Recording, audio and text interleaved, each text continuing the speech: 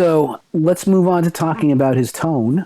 He's another guy who has created a enormous rhythm tone that if you ever get to see Tony live, it's increasingly unlikely that you will, but if you've ever seen him live, you'll realize his guitar tone, it really hits you right in the sternum. His tone is so thick and heavy that if you're in the building with him playing in a concert, it's just like thumping you in the chest. And it's supported a lot by the bass, which is usually doing the same riff at the same time. So it gives us this massive sort of feel. But it's a really heavy tone, and it has been since day one. And he uses SG guitars primarily, certainly live. Gibson almost all SG, of his right? well, he uses Gibson SGs, he uses JD SGs, and I think that's probably it. But his original SG, he had two guitars, and the story was that he had a Strat and he had an SG, and he got the SG as a backup. And when he was getting ready to record the first album, and this was an SG, by the way, with the P90s in it, rather than humbuckers. Okay.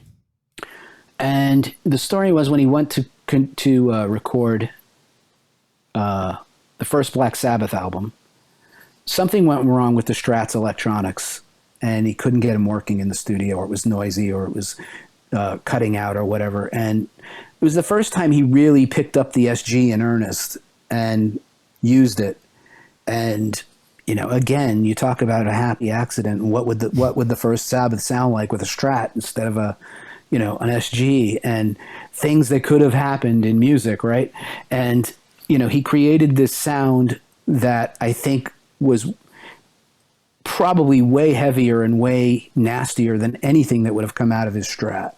And did he use the same guitar for all the recordings, or for the albums that followed? Or once he settled on the SG, he ended up going into some experimentation and having a guy named JD build him.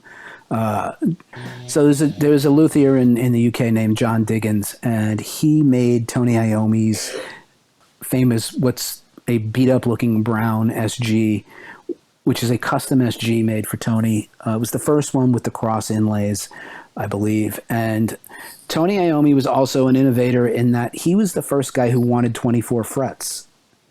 Okay. And he ended up getting 24 frets. His original SG was mostly a stock SG of the time. I think it was a 63. And it had normal 22 frets on the Gibson, and I think it had, like I said, the P90s. He had this guy, John Diggins, build him a SG that had 24 frets, humbuckers, and cross inlays on all the position markers. And that guitar, I think they call that the Old Boy now. That's his number one guitar. He used that for years.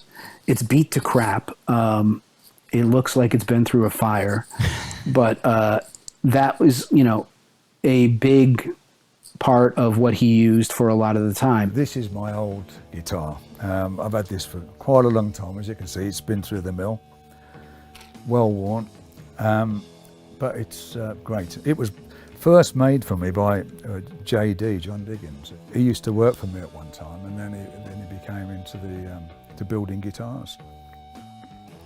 And he made this one on the kitchen unit at home, which was quite funny because I wanted it quick, and he made it in a couple of days. I've used it for many years. It's been great, and now it's retired now because it's getting old. No, it's too valuable to lose. It's the problem is these days is when you're on the road and carrying such an entourage of people and guitars, things can get damaged or lost. But this one, I've got to look after that one because it's a part of history. And then he did also use Gibson SGs later, and then much later, Gibson put out a Tony Iommi SG signature SG. I had one at one time. Was it and good? it had 24 frets. It had the silver inlays. It had his custom signature Gibson pickups. The pickups were fantastic. They were noiseless. They were noiseless humbuckers. They had a ton of output. They were really good sounding. And I had a friend who had a Laney half stack, and when I plugged that guitar into the Laney half stack, it is absolutely the sound you heard on like The Last Supper. That kind of that exact sound with his signature pickups coming out of an amp that's pretty much what his amp was for many years. We haven't gotten into the amp stuff yet, but so it's always been SGs on stage, and usually, like I said, it would be either Gibson or this JD thing he had. Sometimes they were signature ones. Gibson recently put out a recreation of the original 63 one that he had acquired at the time. He still had the Strat. And they wanted some stupid amount of money for it, like $25,000 or something like that. It's nuts. God. Yeah, it's just insane that they think that they can get that for that kind of guitar.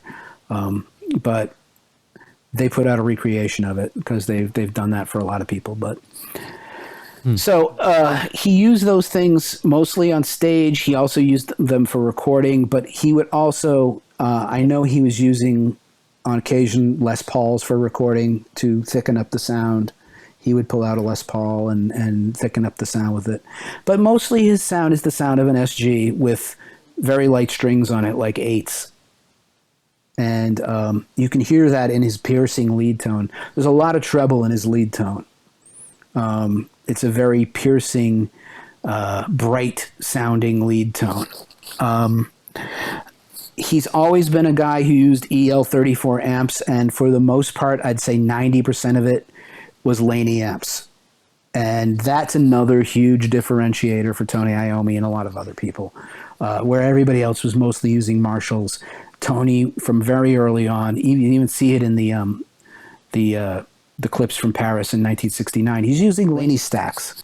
So Laney was another British guitar amp maker who were doing their take on an EL34 based 100-watt amp, and they called it the Super Group. It was similar in design to a Marshall Plexi, but slightly voiced differently. It has a different character to it, and for whatever reason, whether it was through chance or through relationship building, Tony Iommi started early on using Laney amplifiers. And largely stuck with them. There was a time he switched back to Marshalls for a while. He used some Marshalls, but he then went back to Laney's again. And in the 70s, it was they called it a Laney Super Group head, and he would use those. And I think there was also one called a Clip. And there is a good video that we have, a clip of Rick Beato showing how he got his early sound through his SG, through a Laney amp, using a treble booster also. Again, this is like, in those days, the amps didn't have separate gain stages, so they tried to push them a little harder from the front end, either with some kind of a fuzz pedal or something like that. And like I said, guys like Hendrix and Jimmy Page were using fuzz. Guys like Tony Iommi and Brian May were using treble boosters. But the idea was to just get a little more gain out of the amp from the front end before these amps had multiple gain stages. And there's this great clip that we're going to run now of Rick Beato showing how you do this and what it sounded like.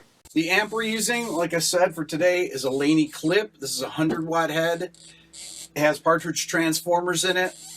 We have this War Pig. This is actually a treble boost that is actually built into the clip side of the amp. So what they did is that Tony Iommi was using this in front of his original Laney, and so they actually built one into the amp. Now, the thing about this amp is that this gain, the clip side is not quite gainy enough for the thing that we're going to do first, Into the Void. What we're using on this one is the Rat to get just a little extra gain that we need. And I'm actually going through the normal channel. And the normal channel is actually like a Plexi. It's really great. Got a lot of beefy low end to it. I've got one mic on it. I'm going to show you the setup right now.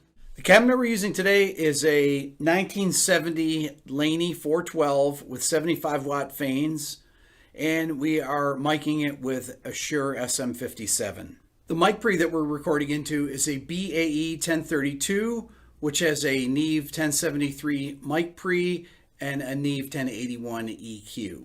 And then the guitar we're using today is an SG with P90s. It's a 63 reissue. Yeah, it's a new one. This is a particularly good one. Nice and light, doesn't neck dive at all. We should point out that Gibson actually did a run of the Iommi Monkey SGs last year. Couldn't get one of those for the video, but this is this is really, really good. Let's take it from the top.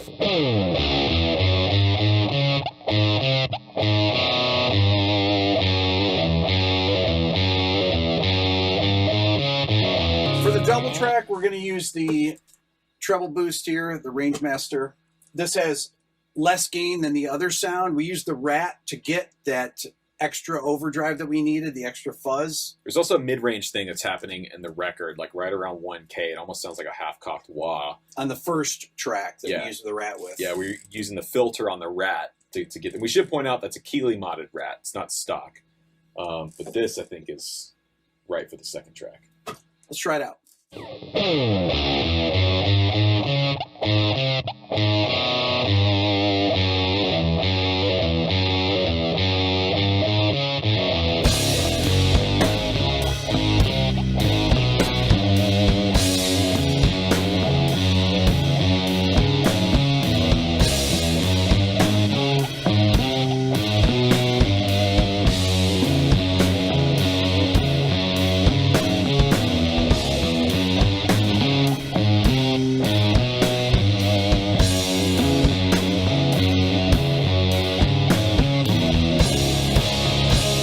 And then years later,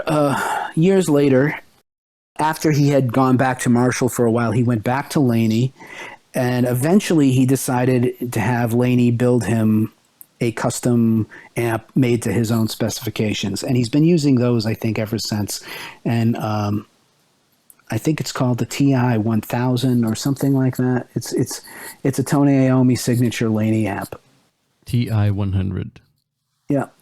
It's a 100 watt amp with his, preamp sound dialed in and the kinds of controls on it he likes to use. The other part of his tone that was pretty characteristic is he uses a lot of wah on his leads. Sometimes he uses it on his rhythms too, but a lot of wah on the leads, and he got that using an old wah pedal called the Tycho Brahe Para pedal. Those things are impossible to find. If you're going to be in a Sabbath cover band, you don't need to find one. You can get away with any wah. But that's what he was using in those days, and I think he has a bunch of them, so he still uses them. But it's sort of a relic from the 70s, and I'm sure it colors his lead tone in a distinctive way. But it's not something that your average listener is going to pick up on and say, "Oh, that's the Tycho Brahe wah," as opposed to the Vox wah or some modern wah or something like that. But it was part of his sound. And like I said, his lead tone is really bright. It's kind of thin and very piercing. So he was getting that from all of those things: the SG, through the Laney, through the treble booster, and through the wah. But his rhythm sound is very heavy at the same time. So right, it's not as bright, it's not as piercing, but it's got plenty of brightness to it. But it's got the low end too. It's got the beefy quality to it. And it's funny, his signature pickups that you can still buy. Gibson makes his signature pickups. They really, if you throw those into any SG, I had the signature SG, and it was It did that sound, but you could throw those signature pickups instead of buying the signature SG. You could get the pickups and throw them into any SG, and it'll give you that sound. Okay, that's good to know. Yeah, it's really saves you $24,000. Well, yeah. Well, I mean, there's that, but I mean, the one I had wasn't like that. The one I had was the '90s version of his signature guitar, and at the time, it was the most expensive SG that they made.